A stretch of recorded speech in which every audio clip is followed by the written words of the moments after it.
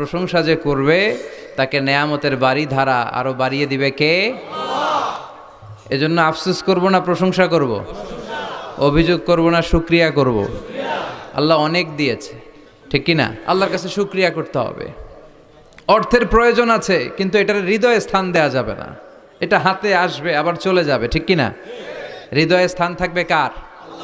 যাদের হৃদয়ে আছে আল্লাহর ভয়, তারা কভু পথ ভুলে যায় না। আল্লাহর প্রেম ছাড়া এই দুনিয়ায় কারো কাছে কোনো কিছু চাই না। সুখ হচ্ছে আলহামদুলিল্লাহর ভিতরে। সুখ আছে কিসের ভিতরে? যে কোনো পরিস্থিতিতে আমরা থাকি না কেন, বিপদে আপদে, সকালে বিকালে, শীতকালে গ্রীষ্মকালে আমরা কি পড়ব? আলহামদুলিল্লাহ পড়ব। এর কারণ চাহিদার কোনো শেষ নাই।